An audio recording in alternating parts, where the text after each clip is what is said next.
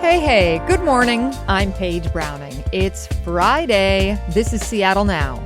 This week, Seattle is late in getting rid of gas-powered leaf blowers. A Seattle tour guide lost big on Jeopardy, and 2 Reddit users are trying to answer the burning question, which Seattle happy hours are actually worth it?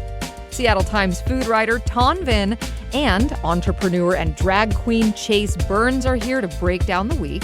But first, let's get you caught up.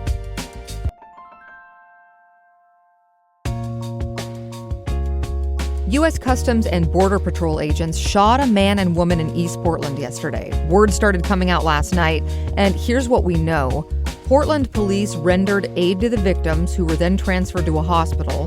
The Department of Homeland Security says this happened during a targeted traffic stop.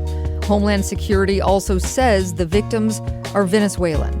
The FBI in Portland is investigating the shooting, and Portland Mayor Keith Wilson is calling on ICE to end all operations in Portland in the meantime. Find the latest at KUOW.org.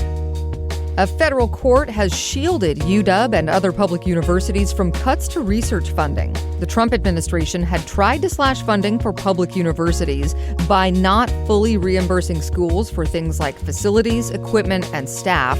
A 3-judge panel blocked that effort. State Attorney General Nick Brown, in a multi-state lawsuit last year, said the funding cap would have slashed more than $120 million from UW and WSU. And drivers, make a plan for I-5 this weekend. State transportation crews will close all the northbound lanes of I-5 near the University District from midnight tonight until Monday morning. I-5 will be closed from Interstate 90 up to 45th Street. Crews are doing Revive I-5, an ongoing project to resurface the road and replace expansion joints. Check back for more headlines on tonight's episode of Seattle Now. It's Friday again. I hope you're getting some sunlight where you can. Kind of been a drizzly week here. Seattle Times food writer Vinh is here for his triumphant return to Seattle Now. Yay! It's great to see you. Yay! Thanks for having me. Thanks for coming in. And Chase Burns is here. He's an entrepreneur and performs as the drag queen. Chase, great to see you. Hello. I've been sitting in front of a happy lamp for days preparing for this. I rely on that thing. Let's jump right into the big story this week. Actually, if you sloshed around through like a sidewalk full of wet leaves this week, which I definitely did, here is one for you. Across Seattle, the city can still use gas-powered blowers to clean up the walkways. Leaf blowers, they're handy because muddy leaves are actually kind of gross to pile and bag up. I've done it many times. But gas-powered leaf blowers are supposed to be on the outs. A 2022 city council deal says the city should have stopped using them a year ago, and they'll be phased out for public use in 2027, but the city's behind schedule. City departments are firing up the gas blowers because as of now, those gas leaf blowers in the shed are still allowed for city use until they stop working. As we live with these a few years longer, hear them roar up at the park or in your neighborhood, are leaf blowers so awful, or is the noise and smell just kind of part of city life? Okay, here's my thing. Yes, what's your thing? I think cities should have noise. That's what you pay the rent for. Sometimes I feel like I walk around Seattle and I look at the rent that I'm paying and I'm like, it's dead here. You're like, where's the noise? Where's the action? Where's the action? Yeah. And so there is an environmental component to this. I hear the environmental argument, but I think what this actually is a way for people in Seattle to have one of their favorite arguments, which is around noise. People like it to be quiet here. And they love to have these little proxy arguments around like, how should we behave and what is polite? And so I kind of think that this has become like an abstract argument just around like noise in general in our neighborhoods. And I think things should be noisier. That being said, I don't really care about gas blowers. So if they're bad for the environment, phase them out. But I would like to push people on this because I think that to you, there's nothing it's wrong not the with noise. The noise argument to you is sort of dead. Noise argument's dead. I don't really care. If there's pollution issues, then sure, yes. Sure, yeah. I have an opinion that's not going to be popular with environmentalists. I am pro-gas blower. And the reason why is, to me, if I see you with a battery and an electric leaf blower, I'm thinking you brought a knife to a gunfight. Because, folks, for homeowners out there, you know what I'm talking about. When it comes to winter, that leaf is wet, it's sticky, it's heavy. Super heavy. It's not moving if you use a battery or electric leaf blower. You need a gas-powered leaf blower. And I've seen my neighbors across the street use a gas-powered leaf blower. And can I tell you, it's like a flock of seagulls or a flock of birds. Like, once you turn that thing on, leaves will blow. It will fly. It's like the bird in the Hitchcock. You will never want to go back. So I apologize to environmentalists, but I am pro-gas leaf. Okay. blowing. You might be in the minority here, but you're not alone. I actually I won't name people, but I know people who work for the city that say, I don't want to use gas, but it's so much lighter than the one with the battery pack that I have to swap out throughout the day. And if that matters when you're carrying it around for 8-hour shift, how heavy this thing is, and it's got to work. But there are people that despise leaf blowers, gas, electric, plug-in, whatever. Raking is hard work, but people still despise them. One of my favorite celebrities is known to rant about them. Academy Award-winning actress Cate Blanchett. She's famous for this. She has like the biggest axe to grind against leaf blowers of any type. Here she is on a podcast called Subway Takes last year. It's a metaphor for what's wrong with us as a species, is we blow from one side of our lawn to the other side, and then the wind is just going to blow it back. Yeah, I mean, she's got a point. We're just blowing it somewhere. We're not bagging it up. Should Seattle just be busting out the rake? Why are these things so controversial? There's like another method, which is no blower. Don't you still have to get it off the sidewalk, though? I'm like, at a certain point, you do have to... You can use a rake. You can use a broom. You can use a broom. I'm not anti-broom. It takes a long time. That's sweat equity. That's one way of looking at it. Yeah. If I'm outside, I want to make this as fast as possible, as efficient as possible. I just want to go inside, watch my NFL Red Zone. I don't want to be out here forever with a rake. I mean, even with a just rake. Leave the leaves. Exactly. I'm pushing back on you for fun. And even with these, when I say a battery-operated leaf blower, I think it's like a kid trying to blow out his birthday candles. This is going to take a while, boys and girls. So I'm sorry. I can live with the gas leaf blower. Okay. I'm going to get lots of angry emails. I'm ready. Bring it on. So the city is trying to phase these out. Eventually, Ton, you're not going to be able to use one, or your neighbors or whoever, and the city.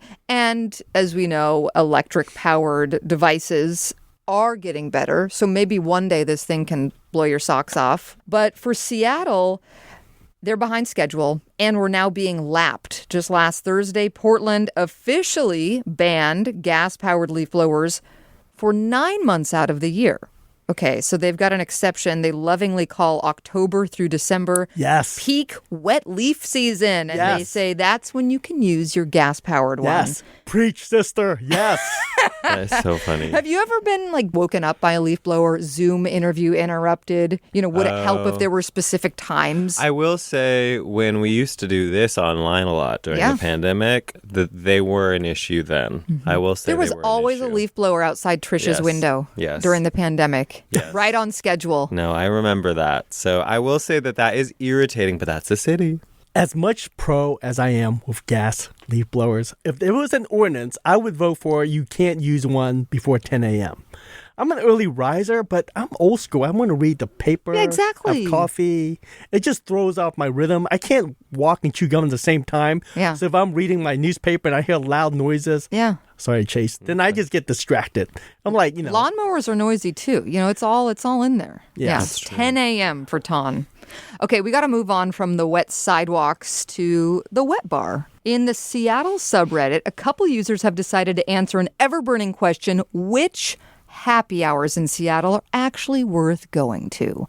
One user started in Belltown, picking a few restaurants, comparing the happy hour to the regular menu, and using some math to determine whether it's actually a good deal.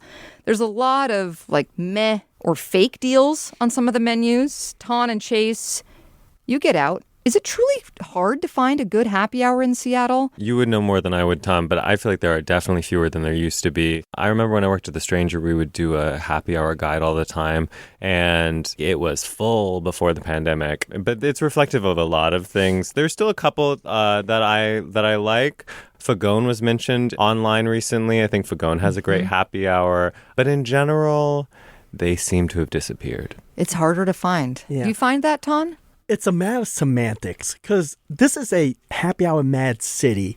But when they say happy hour, Paige, what they really mean is a blue plate special. Because they're not talking just bar snacks, which is what happy hour is, just aperitivo. It is. Yeah, right? it's like some little, Yes. beer buddies, And in, pretzels, and yeah. And in Seattle, what they really mean is blue plate special. They want dinner. They want a big dinner on the Yeah. cheap. They want burgers and fries for $10 to $12. And that doesn't exist because the economic math on this doesn't add up.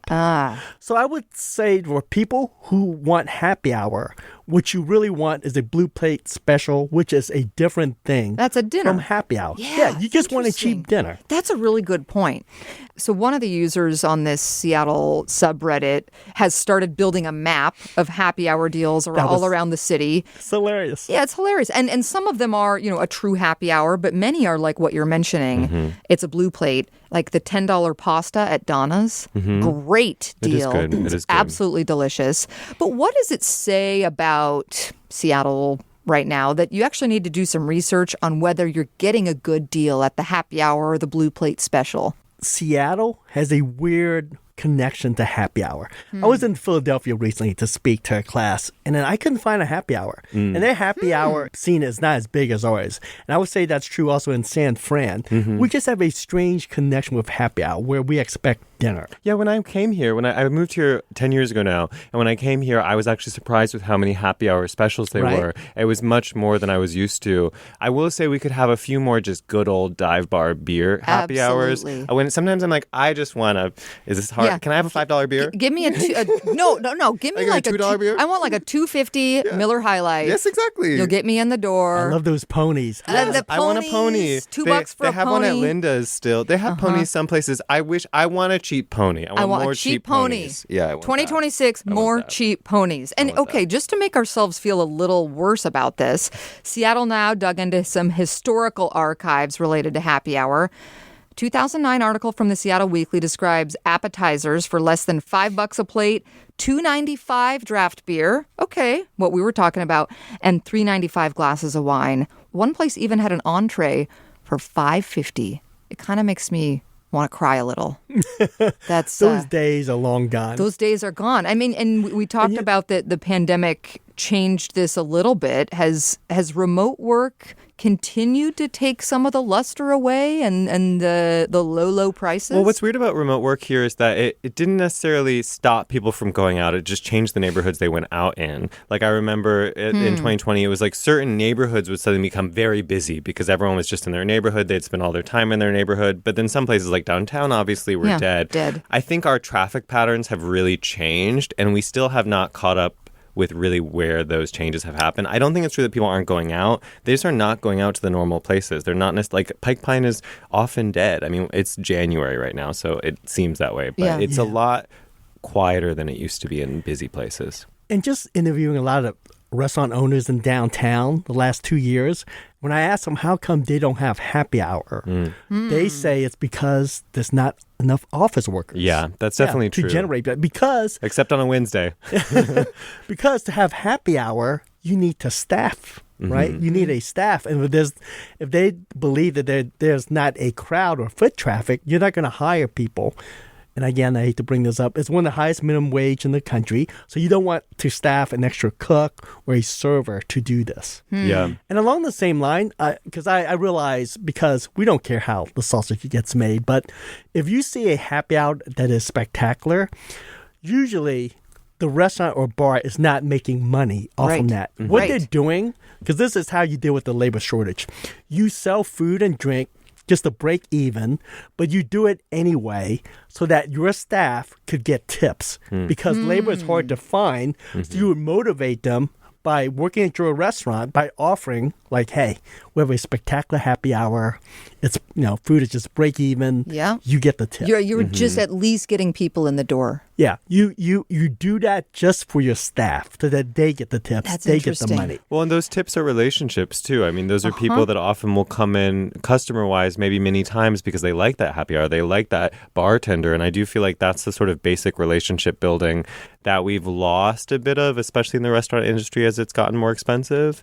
I don't feel like I have like restaurants where I'm like, that's my spot anymore. Like it's a lot more like, oh, that new restaurant's open and that new restaurant's open and I'll go here for a second. It's a lot more, I don't know, take it as you want it. We need to build relationships again. Ton, you're talking about how it's really more a city of the blue plate special. Right. I've been thinking about that in the last month because I've seen a couple restaurants come up with these dinner specials. Exactly.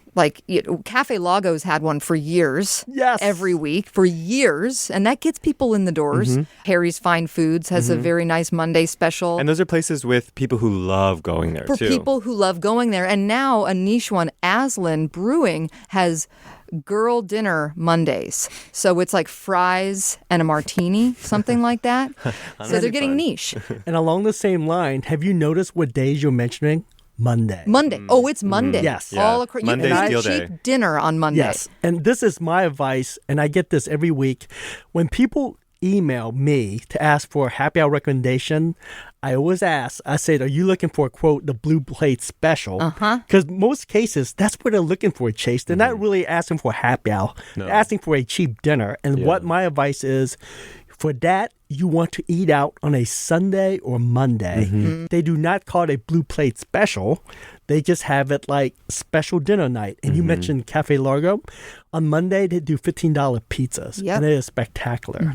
Or Tuesday on Capitol Hill, still the gold standard. 2 pasta and a bottle of wine for $47.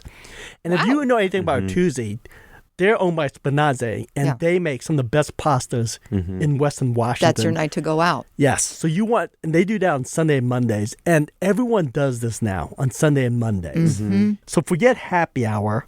You want a good dinner deal, Sunday and Monday, mark in your calendar. And You'd be shocked. There's other deals. I mean, it's like I just went to SIF Movie Monday, Yes, and it's $6. $6. I love that. And it was full. It was in the big house. I was works. like, there's 500 people here or something on a Monday to That's see Marty making up Supreme. for the, maybe whatever For the fraction slower of that days. they would have had. Yeah, no, exactly. And I just think, that those type of creative deals people come out for. Yeah. Like, it's like, just give us more deals. Just give us more deals. Okay, before we go, because we have to move on to our next topic, but what's a happy hour you go to or one you recommend? Ooh, for drinks, I would go with Zigzag. It's $3 off on cocktails. Nice. Okay. It's pretty good. Happy hour. And I love Rock Creek for happy hour in Kirtland and also in Fremont. And Rock Creek does seafood happy hour. And I would tell listeners out there, you should usually avoid seafood happy hour because it's basically just whatever seafood they have left over. They need to offload. Exactly. But Rock Creek is a legitimate seafood restaurant that does happy hour. They have a special menu just for happy hour. It's a great seafood happy hour. The Japanese restaurants, that I forget who owns them, but it's Rondo. They used to have Suika. Yes. There's Tamari Bar. When they had Suika, which was across from Tamari Bar, you could go there and get like a pint of Sapporo and like a chef's special little appetizer for like $10. Tamari Bar and Rondo still have very good happy hour deals. Okay, So. that's a good one. And I'll just sprinkle in one that I love. You can get a chai and a potato samosa for under $5 at Spice SPC, this Indian grocery in Miller Park. Oh, Hot tip. Okay, moving on to our next topic. A write-up in The Stranger this week about what it's like to lose on Jeopardy. Seattle Underground tour guide David Lewis described rubbing himself with CBD lotion to calm down before stepping on the stage with Seattleite Ken Jennings. I love that image. But he said he felt a sense of calm wash over him, not because of the CBD lotion, but because he knew he had no chance of winning.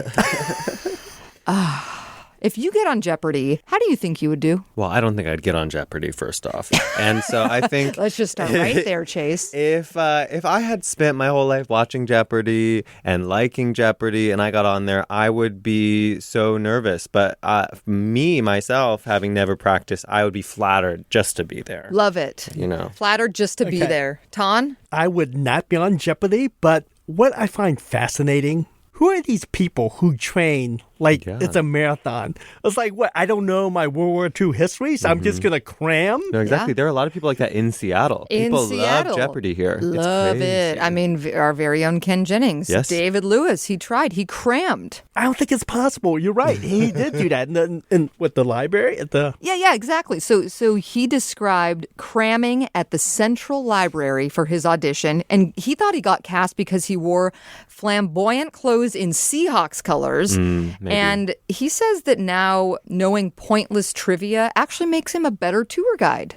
So that's nice. And we looked up the stats for his Jeopardy appearance. He said he did terrible. Well, he finished the day in third with 5 correct answers, 3 incorrect answers, and a final total of $1,400. The winner had 34 correct answers, just 2 wrong, total of $32,000. Is it embarrassing to lose on Jeopardy, especially being a Seattleite? Or is just getting there an accomplishment like for you? I think getting there is an accomplishment. Certain people have a brain for this and I don't. Like you could ask me, I've seen every single episode of Real Housewives, every single franchise. We go. You could ask me to name a Real Housewife and I would blank. Like I just sometimes it washes over me. I cannot recall things quickly. Well, when you say just getting here is a win, I feel like that's something your mom tells you after you get your ass kicked on the show. Because here's the reality, Paige. I hate to say this. You tried your best, honey. Because the reality is, it is a mean world out there. And if you lost big time on Jeopardy or any show, you will hear it on social media and Reddit, because that's just the world we live in. Oh, yeah. So I would say that you better have a thick skin if you play this game. You got to have a thick skin. It's actually ideal. And I think David did. Yes. David Lewis, for all of this essay that he wrote, you can tell he does have a thick skin. That's the best way to do it. Let it roll right off you. Maybe make some humor of it. Ideally, you either do really well and everyone loves you or everyone hates you. The problem with reality TV and game shows is when you land in the middle. Oh, yeah. It's a lot of wasted time just to be mediocre. Just blah. So I'd say either bomb or win. Those are the two options. What a metaphor for life. Yeah, it is. We've got a wide range of talents in the room today. What game show do you think you would do the best on? It has to be an eating contest. Yeah. Oh, an eating contest. That is my superpower. Like a not lot a of cooking eating contest. or like specific eating? A lot of eating. Are we talking the hot dog, the 4th of July hot dog contest? Something along those lines. And I should tell listeners, I'm the restaurant critic at the Seattle Times. At least 2 or 3 times a week, I will eat 3 dinners a night. So that is my special, superpower. baby. That is my superpower, people. It's one of the few talents I actually have. Eating competition. Yes. I love that. I mean, so I am a drag queen, and like all drag queens, I think I could clearly win RuPaul's Drag Race, which is funny because I actually, if you know me, I'm a bad drag queen, so there's no way I could possibly win that show. A show I could win, though. Well, you're intentionally I'm intentionally bad. What People about Dragula? Well, you have to be spooky. You have to be spooky, and I'm not quite spooky. I'm me, I think I would do well on Traitors, the reality show where you basically have to lie. I'm not a good liar, but I do have an acting degree. So I feel like, I could trick some people if there was money and a game behind it. I would love to see you two on these shows. Yeah, I think we do well. Neither of you said my crazy obsession or hoarders, but we'll leave that. I've been accused of being a hoarder once, and it caused a huge fight. But I'm just a drag queen, which is different. It's so different. You need all those. You need all of those attire items. Paige, you don't get the Scotch freeze. What about you? I don't know. I've long wanted to go on The Amazing Race with my sister. You'd be good at that, I think. I do the logistics. She drives. Pedal to the metal. We'd do okay. I think you do well. I watched a lot of that with my dad growing up, and I endorse you. Thank you. We're going to leave it there. Ton Vinh is a Seattle Times food writer, and Chase Burns is an entrepreneur and performs as the drag queen. Thank you, Chase. Thank you. Thank you, Ton. Thanks, Paige. Hey, appreciate you listening to Seattle Now, and thank you to our generous donors for your support. Thank you so much. You can donate to Seattle Now by clicking the link in the show notes and support us by following, rating, and reviewing the show on your podcast app. Today's episode was produced by Vaughn Jones, who loves when there's a happy hour on trivia night. It was edited by Andy Hurst. Our production team also includes Caroline Chamberlain Gomez, Brooklyn Jamerson Flowers, and Patricia Murphy. Greg Kramer does our theme music. Seattle Now and KUOW Public Radio are members of the NPR network. I'm Paige Browning. See you soon.